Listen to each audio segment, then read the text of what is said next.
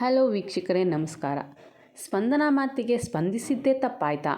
ವಾರದ ಟಾಸ್ಕ್ಗಳಿಂದ ಧ್ರುವಂತ್ ಔಟ್. ಸ್ಪಂದನ ಅವರು ಧ್ರುವಂತ್ ಮೇಲೆ ಸೇಡ್ ತೀರಿಸ್ಕೊಂಡ್ರಾ ಅಂತ ಈ ವಿಡಿಯೋದಲ್ಲಿ ತಿಳಿಸ್ಕೊಡ್ತೀನಿ. ಈ ವಿಡಿಯೋನ ಪೂರ್ತಿಯಾಗಿ ನೋಡಿ.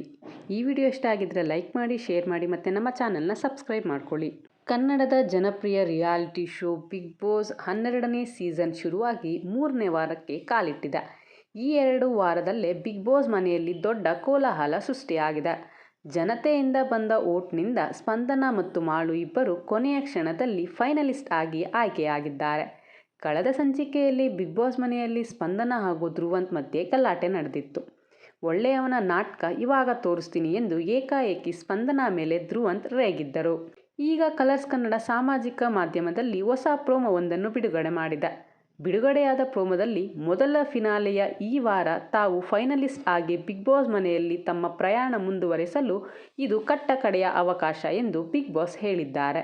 ಬಳಿಕ ನಾಮಿನೇಟ್ ಆಗಿರುವ ಎಲ್ಲ ಸ್ಪರ್ಧಿಗಳಿಗೆ ಟಾಸ್ಕ್ ಒಂದು ನೀಡಿದ್ದಾರೆ. ಟಾಸ್ಕ್ ಮುಕ್ತಾಯವಾಗುತ್ತಿದ್ದಂತೆ ಇಮ್ಯುನಿಟಿಯನ್ನು ಉಪಯೋಗಿಸಿದ ಸ್ಪಂದನ ಧ್ರುವಂತ್ ಅವರನ್ನು ಇಡೀ ವಾರದ ಟಾಸ್ಕ್ನಿಂದ ಹೊರಯಿಟ್ಟಿದ್ದಾರೆ. ಸ್ಪಂದನ ಜೊತೆ ಮಾಡಿಕೊಂಡಿದ್ದ ಜಗಳವೇ ಧ್ರುವಂತ್ಗೆ ಸಂಕಷ್ಟಕ್ಕೆ ಸಿಲುಕುವಂತೆ ಮಾಡಿದೆ. ಈ ವಾರದ ಎಲ್ಲ ಟಾಸ್ಕ್ಗಳಿಂದ ಧ್ರುವಂತ್ ಅವರನ್ನು ಸ್ಪಂದನ ಹೊರಗೆ ಇಟ್ಟಿದ್ದಾರೆ.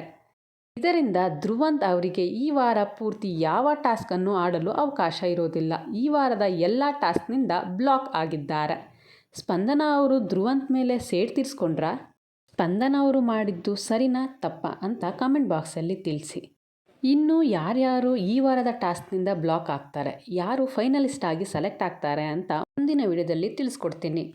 ಅಲ್ಲಿವರೆಗೂ ಈ ವಿಡಿಯೋ ಇಷ್ಟ ಆಗಿದ್ದರೆ ಲೈಕ್ ಮಾಡಿ, ಶೇರ್ ಮಾಡಿ ಮತ್ತು ನಮ್ಮ ಚಾನಲ್ನ ಸಬ್ಸ್ಕ್ರೈಬ್ ಮಾಡೋದು ಮರಿಬೇಡಿ. ಮತ್ತಷ್ಟು ಅಪ್ಡೇಟ್ಸ್ಗಳ ಜೊತೆ ಮುಂದಿನ ವಿಡಿಯೋದಲ್ಲಿ ಸಿಗ್ತೀನಿ. ಅಲ್ಲಿವರೆಗೂ ಧನ್ಯವಾದಗಳು.